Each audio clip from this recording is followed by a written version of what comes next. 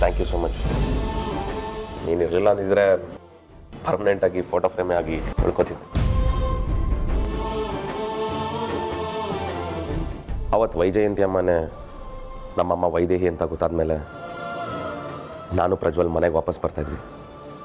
ಬರೋ ಎಕ್ಸೈಟ್ಮೆಂಟಲ್ಲಿ ಒಂದು ಲಾರಿಗೂ ಮತ್ತು ನಮ್ಮ ಕಾರ್ಗೂ ಆಕ್ಸಿಡೆಂಟ್ ಆಯಿತು.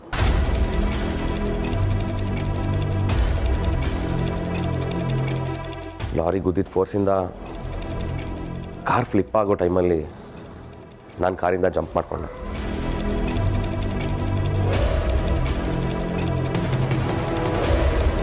ಆಮೇಲೆ ಏನಾಯಿತು ಅಂತ ಗೊತ್ತಿಲ್ಲ. ನನಗೆ ಪ್ರಜ್ಞೆ ಬಂದಿದ್ದೆ ಹಾಸ್ಪಿಟ್ಲಲ್ಲಿ. ಯಾರು ಬಂದರು, ಯಾರು ಹೆಲ್ಪ್ ಮಾಡಿದ್ರು ಅದೇನು ಗೊತ್ತಿಲ್ಲ.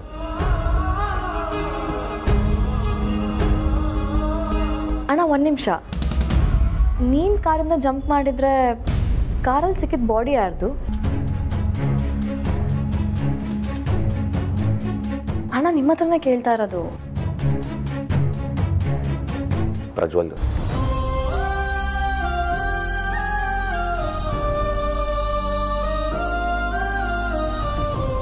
ಅವತ್ತು ನಾನು ಮಾರ್ಚರಿಗೆ ಹೋದಾಗ ದೇಹ ಗುರ್ತಿಡಿಯೋ ಪರಿಸ್ಥಿತಿಲಿ ಇರಲಿಲ್ಲ.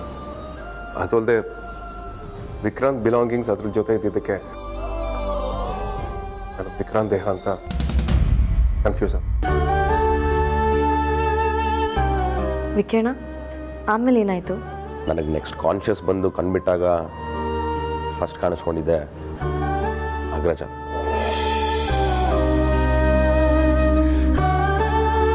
ಈ ಅಣ್ಣ, ಹೌದು, ನಿಂಗೆ ಹೆಂಗೆ ಗೊತ್ತಾಯ್ತು ವಿಕಿರಣ ಬದುಕಿದಾನೆ ಅಂತ?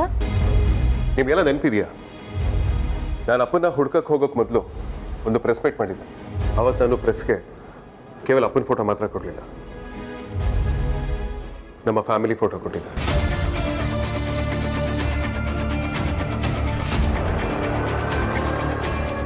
ಅದು ನೆಕ್ಸ್ಟ್ ಡೇ ಪಬ್ಲಿಷ್ ಆಗಿತ್ತು. ಅದರಲ್ಲಿ ವಿಕ್ರಾಂತ್ ಫೋಟೋ ನೋಡಿ ನನಗೊಬ್ಬರು ಫೋನ್ ಮಾಡಿದ್ರು. ವಿಷಯ ಗೊತ್ತಾದಾಗ ನನಗೆ ಬಹಳ ಖುಷಿ ಆಯಿತು. ಫಾರ್ ಬೆಟರ್ ಟ್ರೀಟ್ಮೆಂಟ್ ಅವನನ್ನು ಸಿಂಗಾಪುರಿಗೆ ಶಿಫ್ಟ್ ಮಾಡಲೇಬೇಕಿತ್ತು. ನಾನು ವಿಕ್ರಾಂತ್ ಇಬ್ಬರು ಅಲ್ಲಿಗೆ ಹೋದ್ವಿ.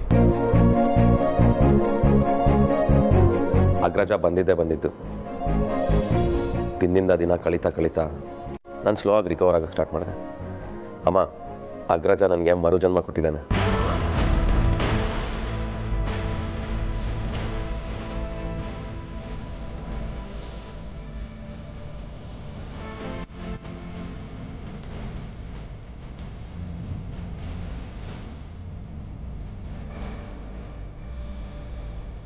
ವಿಕ್ರಾಂತ್ ಸರಿ ಹೋದ್ಮೇಲೆ ನಾನು ವಿಕ್ರಾಂತ್ ಪ್ರತಿದಿನ ನಮ್ಮ ಮನೆಗೆ ಯಾಕೆ ಪರಿಸ್ಥಿತಿ ಬಂತು, ನಮ್ಮ ಇಡೀ ಫ್ಯಾಮಿಲಿ ವಿರುದ್ಧ ಯಾರು ಸಂಚು ಮಾಡ್ತಿದ್ದಾರೆ ಅಂತ ಪ್ರತಿದಿನ ಯೋಚನೆ ಮಾಡೋದಕ್ಕೆ ಶುರು ಮಾಡಿದ್ವಿ. ಇನ್ಫ್ಯಾಕ್ಟ್ ಸೈಲೆಂಟಾಗಿ ಇನ್ವೆಸ್ಟಿಗೇಷನ್ ಕೂಡ ಶುರು ಮಾಡಿದ್ವಿ. ಆಗ ಬಹಳಷ್ಟು ಸತ್ಯ ನಮಗೆ ಗೊತ್ತಾಯಿತು.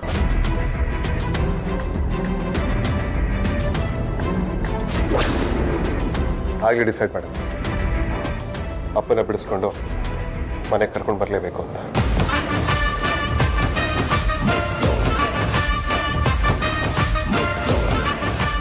ನಾನು ಇಲ್ಲದೆ ಇರುವಾಗ ಅಮೂಲ್ಯ, ಧ್ರುವ ನಮ್ಮ ಮನೇನ ತುಂಬ ಚೆನ್ನಾಗಿ ನೋಡ್ಕೊಂಡಿದ್ದೀರಾ. ಇನ್ನು ಕಷ್ಟ ಸಂಕಟ ಎಲ್ಲ ದೂರ ಆಯಿತು. ಇನ್ನೇನೇ ಇದ್ರೂ ಬರೀ ಸಂತೋಷದ ದಿನಗಳೇ. ಇಲ್ಲ ಅಪ್ಪ, ಇನ್ನೊಂದು ಕೆಲಸ ಬಾಕಿ ಇದೆ. ಇನ್ನೊಂದು ಕೆಲಸನ? ಏನು ಧ್ರುವ ಅದು? ಇದಕ್ಕೆಲ್ಲ ಕಾರಣ ಈ ಸುವಾಸಿನಿ. ಇವ್ರು ನಮ್ಮ ಹತ್ರ ಸುಮ್ಮನೆ ಬಿಡಬಾರ್ದು. ಧ್ರುವ,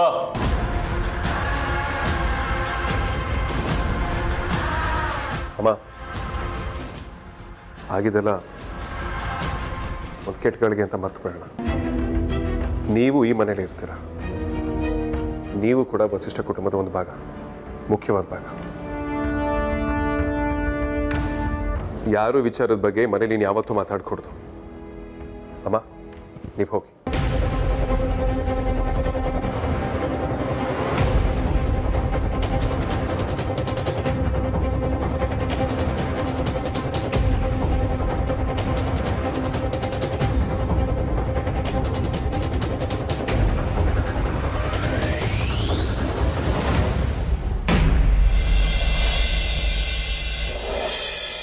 ಮುಗ್ದೋಯ್ತು,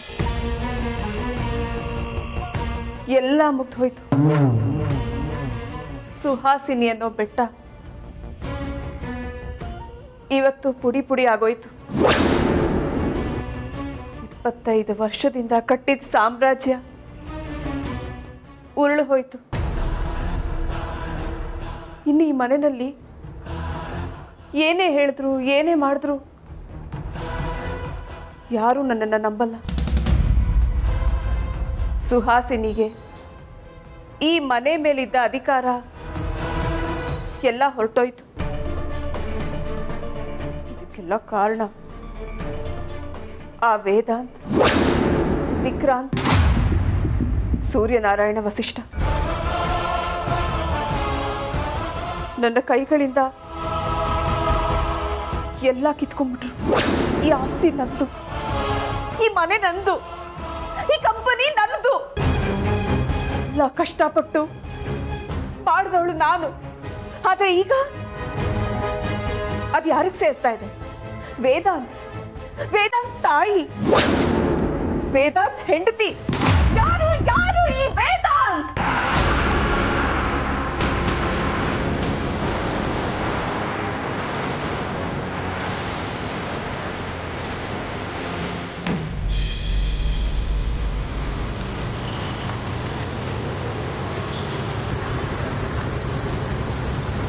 ವಿಕ್ಕಿ ಅವರೇ, ವಿಕ್ಕಿ ಅವರೇ,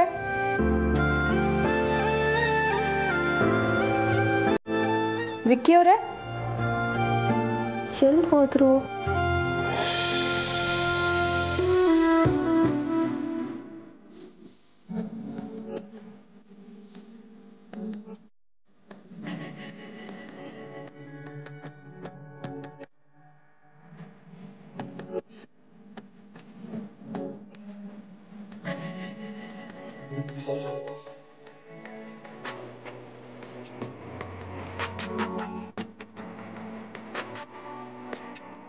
ವಿಕ್ಕಿ ಅವರೇ,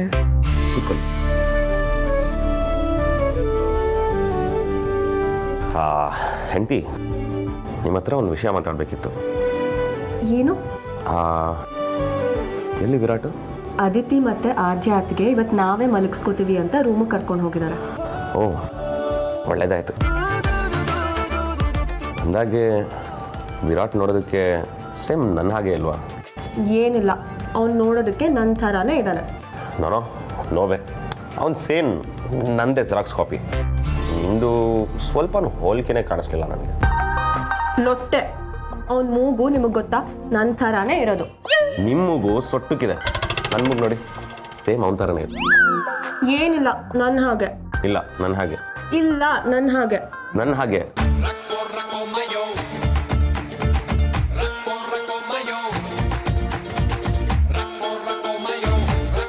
ಓಕೆ ಓಕೆ ಓಕೆ, ಇಬ್ರು ಹಾಗೂ ಇದ್ದಾನೆ, ಓಕೆನಾ? ಹೆಂಡತಿ, ಆದರೂ ವಿರಾಟ್ನ ಮೊದಲನೇ ಸಲ ನನ್ನ ಕೈಯಲ್ಲಿ ಎತ್ಕೊಂಡಾಗ ಎಷ್ಟು ಖುಷಿ ಆಯಿತು ಗೊತ್ತಾ? That father feeling. ವಿಕ್ಕಿ ಅವರೇ, ಅವ್ನ ನಡವಳಿಕೆ ಎಲ್ಲ ನಿಮ್ಮ ಥರಾನೇ ಇದೆ. ಸೇಮ್ ಟು ಸೇಮ್ ಜೆರಾಕ್ಸ್ ಕಾಪಿನೇ. ಆರ್ತಿ ಅವರೇ, ನನಗೆ ಚಿಕ್ಕ ವಯಸ್ಸಿಂದ ಅಪ್ಪನ ಪ್ರೀತಿ ಸಿಗಲಿಲ್ಲ. ಅದು ನನ್ನ ಮಗನಿಗಾಗಬಾರ್ದು. I will be there for him.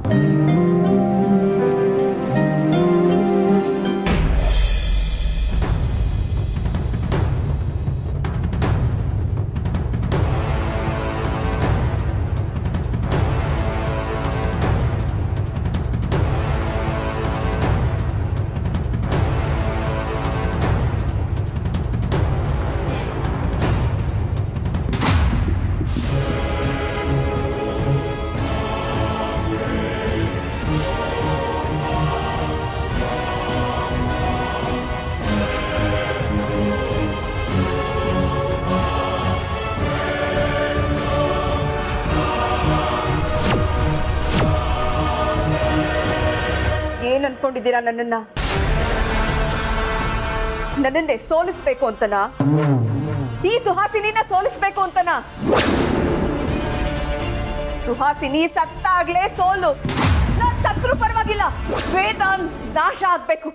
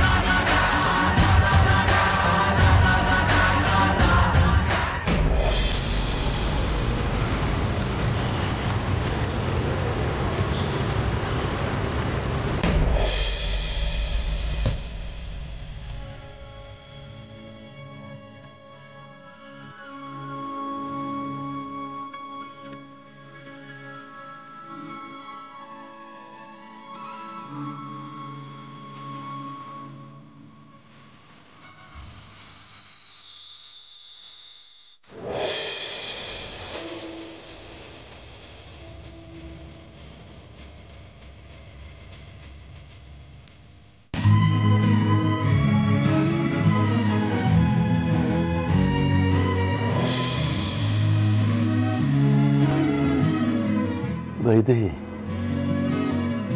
ಇಷ್ಟು ದಿನ ನೀನು ಮತ್ತೆ ನನಗೆ ಸಿಗ್ತೀಯೋ ಇಲ್ವೋ, ನನ್ನಿಂದ ಸೇರೋಕ್ಕಾಗತ್ತೋ ಇಲ್ವೋ, ನಿನ್ನ ಹತ್ರ ಮಾತಾಡೋಕ್ಕಾಗತ್ತೋ ಇಲ್ವೋ ಅಂತ ತುಂಬ ದುಃಖಪಟ್ಟಿದ್ದೆ. ಪ್ರತಿ ಮನುಷ್ಯ ಏನು ಬಯಸ್ತಾನೆ ಗೊತ್ತಾ?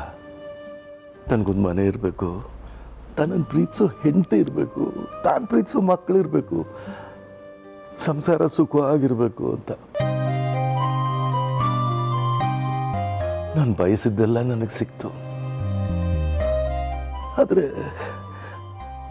ಯಾರ ಕಣ್ಣು, ಈ ವಿಧಿ ಆಟನೋ ಅದು ನನ್ನ ಹೋದ ಜನ್ಮದ ಕರ್ಮನೋ. ನಾವಿಬ್ಬರು 25 ವರ್ಷದಿಂದ ದೂರ ಇದ್ದಾಗ ಆಗ್ಬಿಡ್ತು. ಇವತ್ತು ನಂಗೆ ತುಂಬ ಸಂತೋಷ ಆಗ್ತಿದೆ ಕಡೆ. ಹೌದು, ನಿನ್ಗೆ ಹಳೇದೆಲ್ಲ ನೆನಪಿದ್ಯಾ? ನಿಮ್ಮ ಜೊತೆ ಕಳೆದ ಪ್ರತಿ ಕ್ಷಣನೂ ಮಧುರವಾದದ್ದು. ಅದನ್ನು ಹೇಗೆ ಮರೀಲಿ ಸೂರಿ? ಖಂಡಿತ ಮರೆಯೋಕ್ಕೆ ಸಾಧ್ಯ ಇಲ್ಲ. ನನಗೆ ಒಂದೊಂದ್ಸಲ ಅನಿಸುತ್ತೆ, ಈಗ ನೀವು ನನ್ನ ಎದುರು ಹೀಗೆ ಕೂತಿರೋದು ನನಸ ಅಂತ. ನನಗೊಂದು ಅರ್ಥ ಆಗ್ತಾ ಇಲ್ಲ. ತಪ್ಪೆಲ್ಲ ನಂದೇ ಅನ್ನಿಸ್ತಾ ಇದೆ. ಆ ಬೆಟ್ಟಪ್ಪನ ದ್ವೇಷಕ್ಕೆ ನಮ್ಮ ಜೀವನನೇ ಹಾಳಾಗೋಯ್ತು. ನೀನು ಒಂಟಿಯಾಗಿ ಜೀವನ ಕಳಿಬೇಕಾಗಿ ಬಂತು. ಮಕ್ಕಳನ್ನ ಆಡಿಸ್ಲಿಲ್ಲ, ಬೆಳೆಸ್ಲಿಲ್ಲ, ಅವ್ರು ಬೆಳೆಯೋದನ್ನ ನೋಡಲಿಲ್ಲ, ಅವ್ರ ಬಾಲ್ಯನ ನೋಡಿ ಎಂಜಾಯ್ ಮಾಡಲಿಲ್ಲ, ಅವ್ರ ಮದುವೆನೂ ನೋಡೋಕ್ಕಾಗಲಿಲ್ಲ. ನನಗೆ ಕ್ಷಮಿಸ್ಬಿಡೆ. ನಿಮ್ದೇನು ತಪ್ಪಿಲ್ಲ ಸೂರಿ. ನೀವು ನಿಮ್ಮ ಕರ್ತವ್ಯನ ನಿಷ್ಠೆಯಿಂದ ಮಾಡಿದ್ರಿ. ಅದ್ರ ಬಗ್ಗೆ ಎಲ್ಲ ಯೋಚನೆ ಮಾಡಬೇಡಿ, ಆರಾಮಾಗಿರಿ. ನಾವೀಗ ಒಟ್ಟಿಗಿದ್ದೀವಲ್ವಾ? ಆಯ್ತು. ಹೌದು, ನಾವಿಬ್ರು ಸೇರಿ ತುಂಬ ದಿವಸ ಆಯ್ತಲ್ಲ, ಅದಕ್ಕೆ ಏನು ಯೋಚನೆ ಮಾಡ್ತಿದ್ಯಾ? ಅದಲ್ಲ ಕಣೆ, ನೀನು ಯಾವಾಗಲೂ ಒಂದು ಹಾಡು ಹೇಳ್ತಿದ್ಯಲ್ಲ, ಅದನ್ನೊಂದ್ಸಲ ಹೇಳಿ ಕೇಳಬೇಕು ಅನ್ನಿಸ್ತಿದ್ದೆ.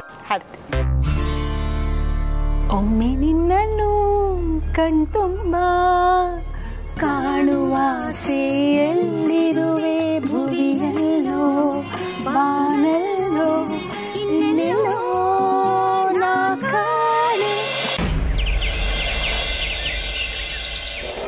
ಈ ಮನೆಯವರು ಜೀವ ಅಡಗಿರೋದು ವೇದಾಂತ ಜೀವದಲ್ಲಿ. ವೇದಾಂತ ಜೀವ ಹೋಯ್ತು ಅಂದ್ರೆ ಈ ಇಡೀ ಮನೆಯಲ್ಲಿ ಎಲ್ಲರೂ ಸತ್ತ.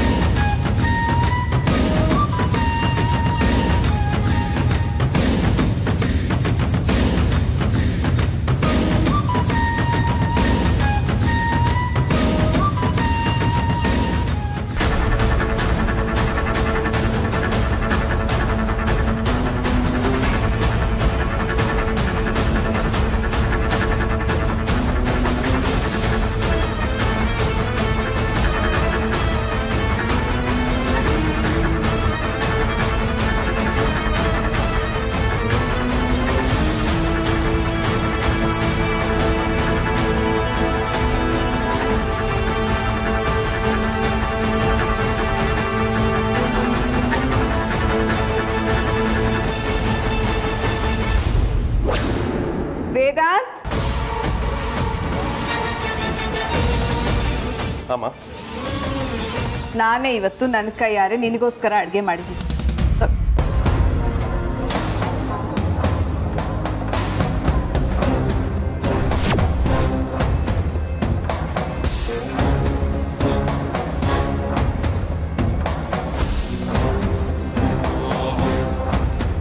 ವೇದಾಂತ್, ಒಂದು ನಿಮಿಷ.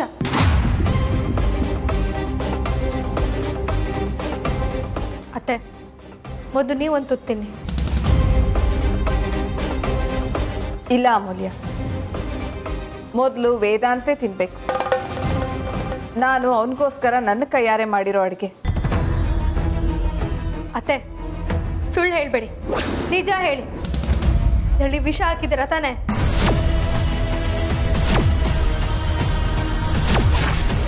ಅದಕ್ಕೆ ನೀವು ತಿಂತಿಲ್ಲ.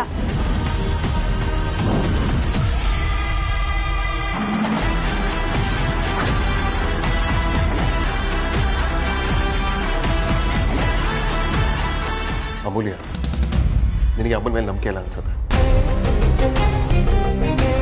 ಅಮ್ಮ ಯಾವತ್ತಾದರೂ ಮಕ್ಳಿಗೆ ವಿಷ ಆಗ್ತಾರೆ? ವೇದಾಂತ್, ಅವರಲ್ಲ ನಿನ್ನಮ್ಮ, ಇವರು ವೈದೇಹಿ ಸೂರ್ಯನಾರಾಯಣ ವಸಿಷ್ಠ ಅವರು ನಿನ್ನ ನಿಜವಾದ ಅಮ್ಮ, ನಿನ್ನ ಹೆತ್ತಮ್ಮ. ಅಮೂಲ್ಯ, ಸುಹಾಸಿನಿ ಅಮ್ಮ ನನ್ನ ಹೆತ್ತ ತಾಯಿ ಅಲ್ಲದೆ ಇರ್ಬೋದು, ಆದರೆ ಯಾವತ್ತೂ ಅವರೇ ನನ್ನಮ್ಮ.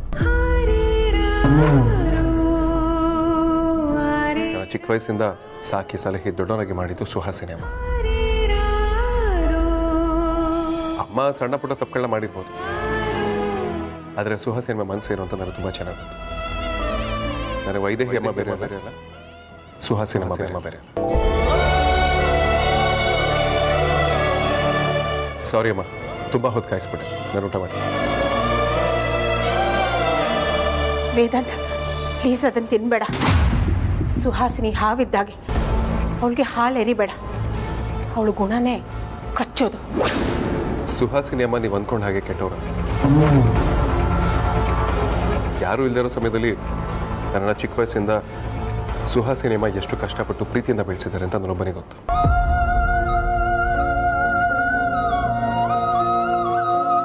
ಅವ್ರು ಯಾವತ್ತೂ ನನಗೆ ಮಲತಾಯಿ ಥರ ನೋಡ್ಕೊಳ್ಳೇ ಇಲ್ಲ. ಅನ್ನಕ್ಕೆ ವಿಷನೇ ಹಾಕಬೇಕು ಅಂತಿದ್ರೆ ಅವ್ರಿಗೆ ಇಷ್ಟು ವರ್ಷ ಬೇಕಿರಲಿಲ್ಲ. ಸುಹಾಸಿನಿ ಅಮ್ಮ ಇಂಥ ಕೆಲಸ ಮಾಡೋದಕ್ಕೆ ಸಾಧ್ಯನೇ ಇಲ್ಲ, ಅಲ್ವಾ ಅಮ್ಮ? ವೇದಾಂತ್, ನೀನೊಬ್ಬನೇ ನನ್ನನ್ನು ಅರ್ಥ ಮಾಡ್ಕೊಂಡಿರೋದು.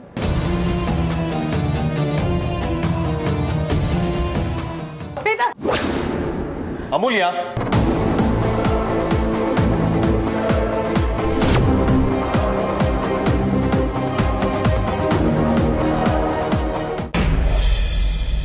ಈ ಅದಾನ ಚೆಲ್ಲಿದ್ರೆ ಎಲ್ಲರೂ ಇದರಲ್ಲಿ ವಿಷಯ ಇದೆ ಅಂತಾನೆ ಅಂದ್ಕೊಳ್ತಾರೆ. ನಾನು ಹಾಗಾಗೋದಿಕ್ಕೆ ಬಿಡೋದಿಲ್ಲ. ಎಲ್ಲರೂ ಸೇರಿ ಸುಹಾಸಿನಿ ಅಮ್ಮನಿಗೆ ಕೆಟ್ಟ ಹೆಸರು ತರ್ತಿದ್ದೀರಾ. ಈ ಅನ್ನದಲ್ಲಿ ವಿಷ ಇದೆಯೋ ಇಲ್ವೋ ಇದನ್ನು ತಿಳ್ಕೊಳ್ಬೇಕು ಅಂದ್ರೆ ನಾನು ಇದನ್ನು ತಿನ್ನಲೇಬೇಕು.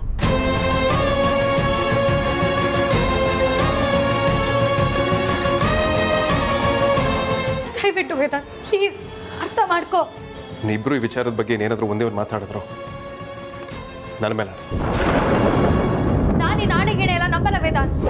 ನಂಬೋದಿಲ್ವಾ?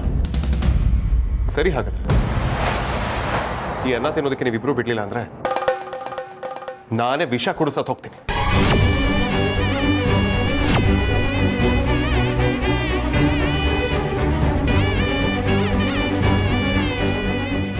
ಏನು ಅಂತ ಮಾತಾಡ್ತಿದ್ಯೋ? ಸುಹಾಸಿನಿ ಕುತಂತ್ರಕ್ಕೆ ಬಲಿಯಾಗ್ಬೇಡಕ್ಕಂತ ಬೇಡವೋ? ಪ್ಲೀಸ್ ನನ್ನ ಮಾತು ಕೇಳು. ದಯವಿಟ್ಟು ಏನು ಮಾತಾಡ್ಬಿಡಿ.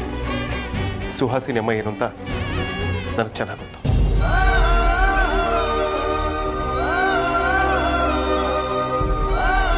ನಾನು ಎಲ್ಲ ತಿಂತೀನಿ.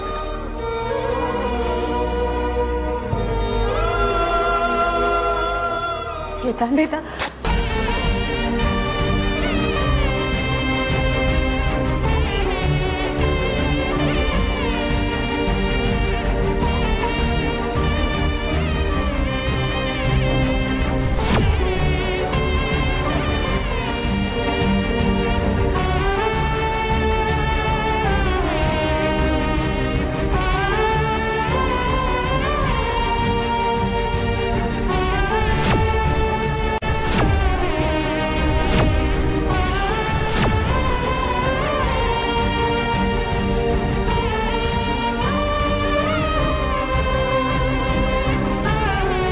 ನೋಡಿದ್ರ ನನಗೇನು ಆಗಲಿಲ್ಲ. ಪ್ಲೀಸ್ ಅರ್ಥ ಮಾಡ್ಕೊ. ಹಾಸ್ಪಿಟ್ಲ್ ಹೋಗೋಣ ಬಾ ಪ್ಲೀಸ್. ನನಗೇನು ಆಗಿಲ್ಲ. ಹಾಸ್ಪಿಟಲ್ಗೆ ಯಾಕೆ ಹೋಗಬೇಕು?